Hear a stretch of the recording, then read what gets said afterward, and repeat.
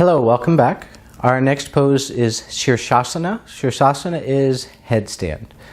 Headstand, this is a supported headstand, and you never have to come up into headstand. It takes a lot of people several years before they work up to this pose. We don't want any weight in our head, very little. So I could slide a piece of paper underneath my head and still not be able to touch the floor with my head. So we want a lightness in the head. To accomplish that, we need a lot of shoulder strength. And in order to come up, we don't want to kick, because when we kick up, we lose that stability and we have a chance of injuring ourselves.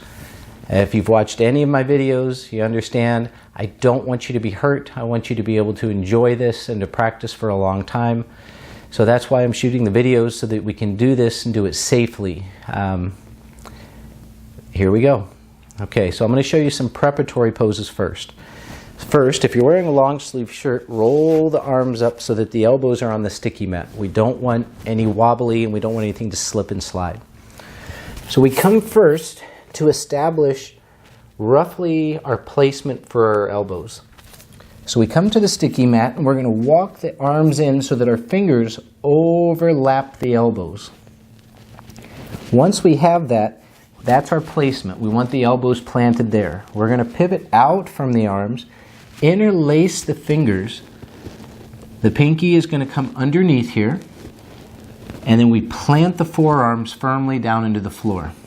From here, that's going to be our nest, and that nest is going to protect our egg. Don't crack your egg. So when we have that elbow placement, we're overlap first, and then we pivot out, interlace the fingers, pinky underneath. Thumbs are going to help cradle the egg in the nest. Once we have that, we plant the forearms firmly down, and you can see the shoulders. I'm not collapsing into the shoulders. I really want to engage those shoulders. Then I'm going to place my egg in the nest. My thumbs are going to help secure that into place. And I engage those shoulders. Now I have very little to no weight in my head. The shoulders are engaged, forearms are firmly pressing down into the mat. Now, you are welcome to turn the toes under. Begin to straighten the legs, and don't let any of that weight go into the head. Keep it all in the shoulders. Maybe we can begin to walk the toes towards the elbows, and then walk the toes back and lower back down to your knees. You're welcome to stay with that. Egg in the nest. Elbows aren't coming out. They're staying in nice and tight. Shoulders are engaged. Toes turn under. Raise the knees up off the mat. Feel the shoulder engagement here. Only if you're comfortable without a lot of weight in the head, begin to walk the toes up and walk right back and lower down. Resist the urge to kick up into this pose.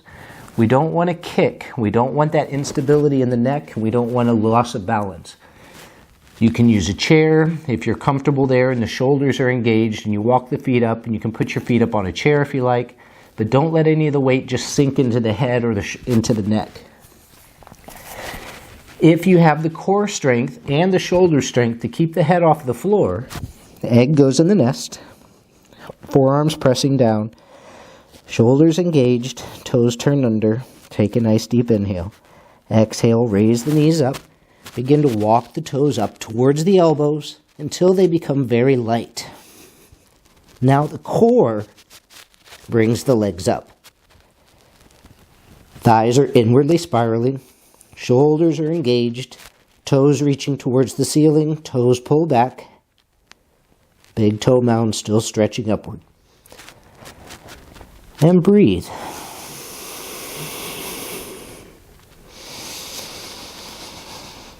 Maybe we go for 5 to 10 breaths here.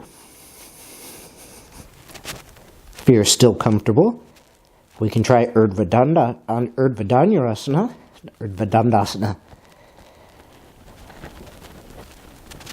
Shoulders stay engaged. 5 breaths here.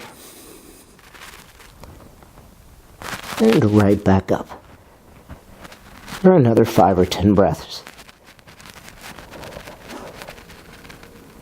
To come out of this, we lower as slow as controlled.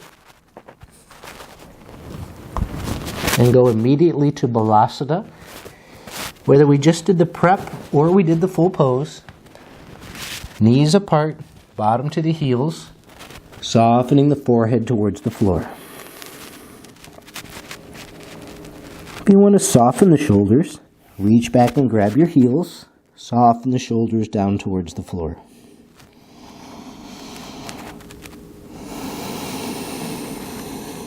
We allow the breath to go deep into the belly, stretching the lower back from the inside out.